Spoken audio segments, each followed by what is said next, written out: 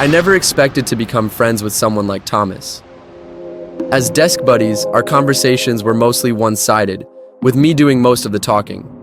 Thomas was shy and strangely odd, but over time, he began to open up. He smiled more often, though there was something unsettling about his smile that I couldn't quite shake. One day, out of the blue, Thomas invited me to his house for a sleepover. I hesitated at first, but my curiosity about his mysterious family got the better of me. When I arrived, Thomas's parents greeted me with the same unsettling smiles I had seen on his face. They were overly polite, their eyes too wide, and their voices carrying an unnatural cheerfulness that made my skin crawl. During dinner, I could hardly focus on the food because I kept hearing something odd. A faint, distant crying, as if a child were sobbing somewhere in the house. No one else seemed to notice, and when I mentioned it to Thomas, he just shrugged and told me not to worry. After his parents went to bed, Thomas turned to me with a grin. Hey, want to see my old friend? His voice was playful, but there was an edge to it that made my stomach twist. I hesitated, but I didn't want to seem scared. Sure, I said, trying to sound braver than I felt. We tiptoed through the dark hallway, the only light coming from the moon outside. I was most surprised by how the Donovan family seemed to have a thing for collecting mirrors, as they were lined up along the entire hallway. As we approached a large draped object at the end of the hall, the crying I'd heard earlier grew louder. My heart pounded in my chest. This was no trick of the imagination. Thomas stopped and whispered, Don't worry if he looks at you, just make sure you look away fast. You'll be fine as long as you look away fast. I didn't understand what he meant, but before I could ask, he pulled the sheet back, revealing the mirror's intricate carvings. The crying was coming from inside the mirror, but there was no one else in the room. I stared at the glass, trying to make sense of what I was seeing, or not seeing. My reflection was missing, replaced by the image of a boy I didn't recognize, standing in the corner of the mirrored space. I wanted to believe it was some sort of optical illusion, but when the boy turned around and started walking toward me, I felt a cold sweat break out on my forehead. Thomas, who is that? But Thomas didn't answer. When the boy's face came into view, I felt my blood turn to ice. His features were stretched and distorted, like those in a funhouse mirror, and his lips twisted into a grotesque smile as he pressed his hands against the glass. Suddenly, his fingers started pushing through the mirror's surface, reaching out toward me. I couldn't move, couldn't scream, as the boy's long, thin arms stretched toward my face. Ryan, look away! Thomas shouted, grabbing my arm and yanking me back. I stumbled away from the mirror, gasping for breath. I heard a faint giggle from behind the glass as the boy slowly withdrew, his smile never fading. We have to go! Thomas said urgently, pulling me back down the hall. We rushed back to his room where Thomas quickly locked the door behind us. I wanted to ask a million questions, but the look on Thomas's face told me now wasn't the time.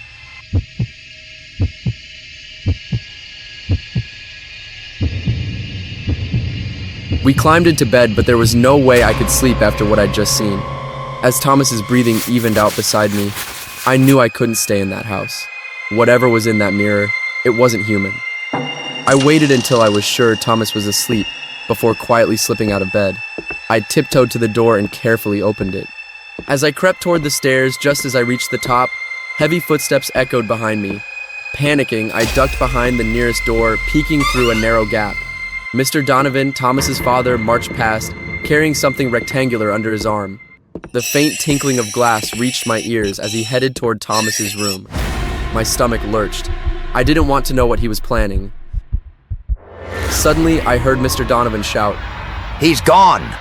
Panic surged through me. I sprinted through the hallway where I heard the cries of children and the clattering of glass against wood.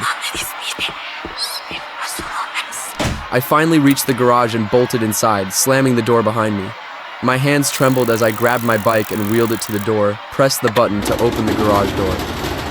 Just as I managed to get it open, I saw Mr. Donovan standing in the doorway, his face twisted in anger.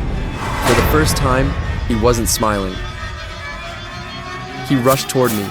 In his rush, he stumbled, and the mirror he carried crashed to the floor, shattering into pieces. The room filled with eerie laughter. When I looked back, I saw long, thin arms reaching out from the broken glass, grasping at Mr. Donovan. The lights flickered wildly as his screams filled the garage, but I didn't stay to watch. I jumped on my bike and pedaled as fast as I could, speeding down the driveway and away from that cursed house.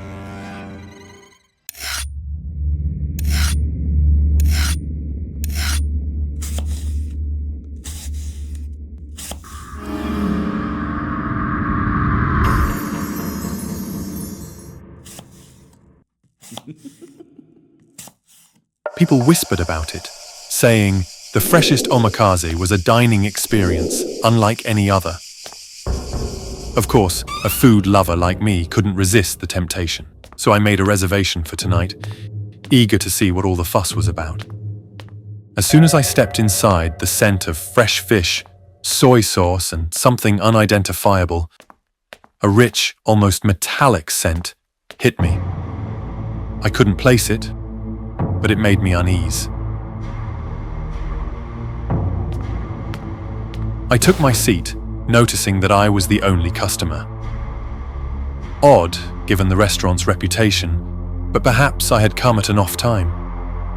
The silence of the place pressed down on me. Irashaimase. Suddenly, a tall, thin man standing behind the counter, his face partially obscured by the shadows. His eyes made me feel like prey being assessed by a predator. Welcome to the Freshest Omakase. I'm Chef Kaito. You must be Mr. Williams? His voice was calm, but there was something strange.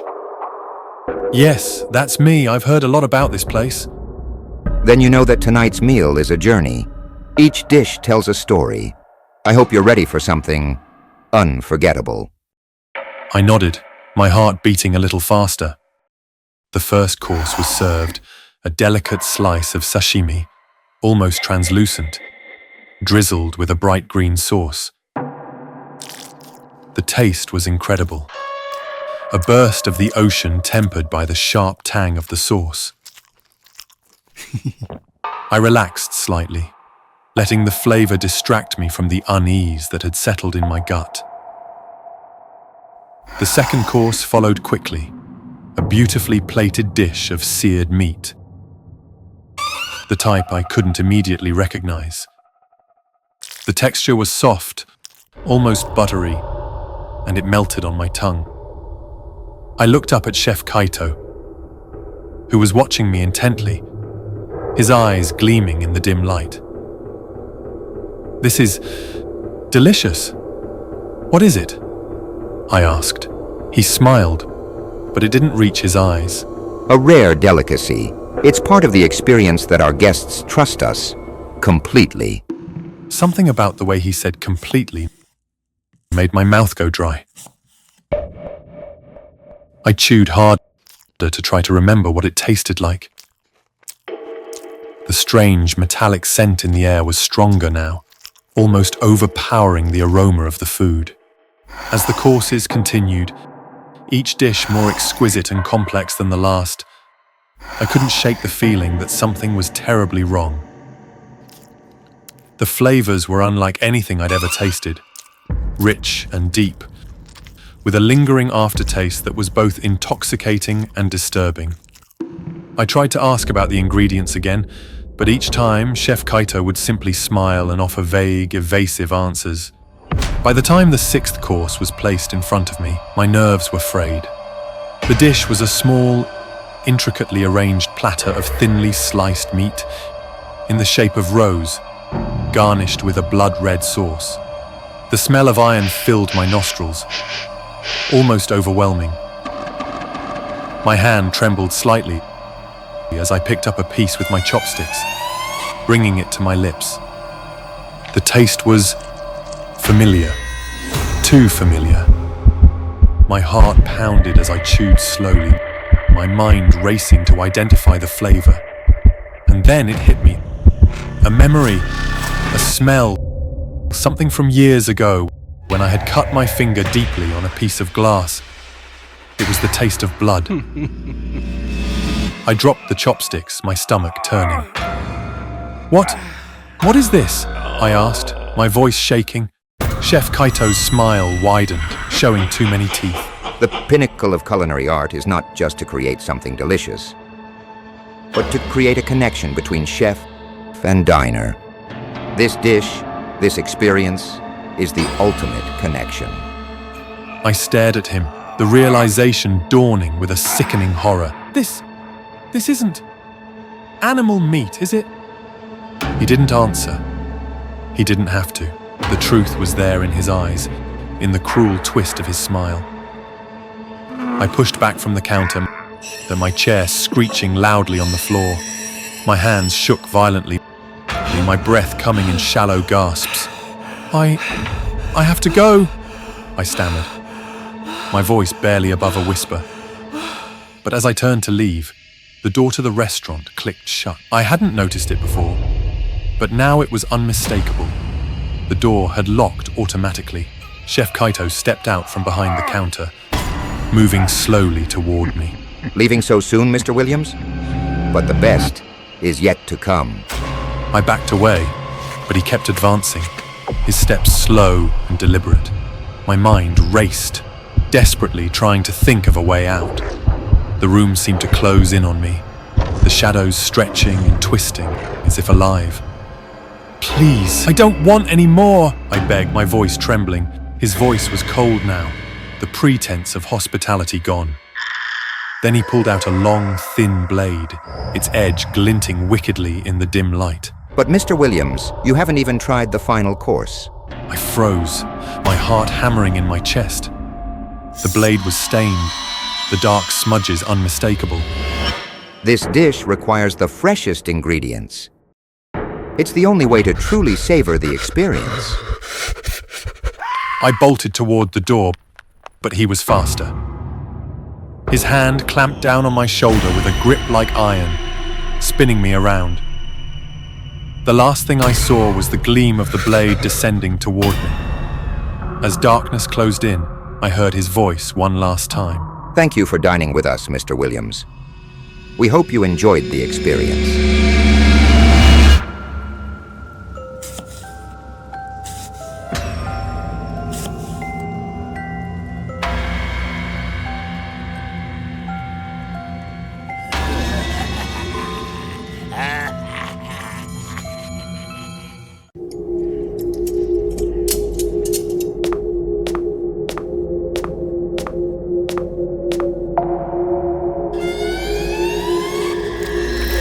I hadn't seen Grandma in 3 years. After the divorce, Mum and I moved across the country, and we couldn't afford to visit. Or maybe Mum just didn't want to. But when her new boyfriend gave her tickets to Costa Rica, she suddenly thought it was a great idea for me to spend a week with Grandma. Come on, Ava, Grandma's great. She'll teach you how to knit and bake cookies. As I arrived at Grandma's house, something felt off. She looked the same, white hair, blue eyes, but she seemed distant, almost cold. Hello, my dear, she said, smiling in a way that didn't quite reach her eyes. The first few days were okay. We baked cookies and talked, but there were moments when Grandma acted strangely. She forgot my name once, calling me every name she could think of. What was even stranger was when Grandma warned me not to go into the basement, giving only a brief explanation. It's dangerous. If you go down there, I'll punish you in the most painful way. I swallowed hard and nodded, unsure of what to say. Then she smiled and said she was just joking, but the way she laughed sent chills down my spine. I forced a smile, but I couldn't hide the disappointment. That basement had once been a treasure trove of memories. But I told myself it was for my safety and tried to push the thought aside. That night, I woke up with a dry throat and went to the kitchen for a glass of water. As I passed through the dimly lit hallway, I saw her, Grandma, sitting in her old armchair in the living room. She wasn't knitting or reading like she usually did. Instead, she was completely still, her body rigid, eyes locked on me. Her eyes flicked toward me, but they weren't the warm eyes I remembered. They darted back and forth, unnervingly fast, as if they were searching for something, or someone. My heart pounded in my chest as I backed away, She didn't respond, didn't move, just kept staring with those wild, rolling eyes. I turned and bolted back to my room, slamming the door behind me, trying to shake the image from my mind. The next morning, I cautiously asked her about it. "Grandma, were you up last night? You were staring at me." She looked at me puzzled. I don't remember that, dear. Must have been sleepwalking or something. But there was a heaviness in her voice that didn't sit right with me. Her tone was deeper than usual, and her movements seemed sluggish, almost disjointed. All day I watched her closely. She walked with a strange, uneven gait, and her speech was off, like it took extra effort to form words. Something was terribly wrong, but I couldn't put my finger on it. That night, as she slept, I heard something, faint, muffled cries. I followed the strange sound out of the room and down the hallway. They were coming from the basement. I froze, listening intently, and my blood ran cold when I recognized the voice. It was Grandma's voice, but it was pleading, desperate. Without thinking, I grabbed the old key hanging by the kitchen door and crept down to the basement. The stairs creaked under my weight and the air grew colder with each step. When I reached the bottom, I could barely breathe. There, on an old surgical table, was my grandmother, my real grandmother. Her head was bandaged, but I could see where the scalp had been crudely cut, revealing bone beneath. Her eyes were missing, just empty sockets staring up at the ceiling. Tears streamed down her face as she whimpered. Ava, don't! It's not me. Up there, it's not me. "Grandma!" I rushed to her side, fumbling with the chains that bound her to the table. "I'll get you out of here, I promise."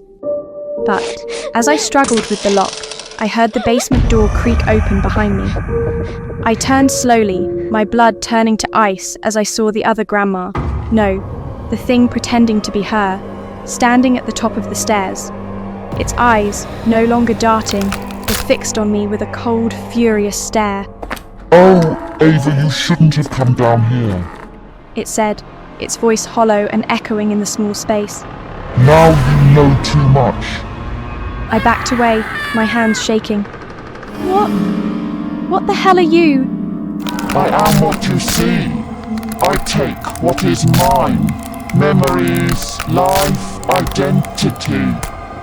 But this body and this mind is too weak.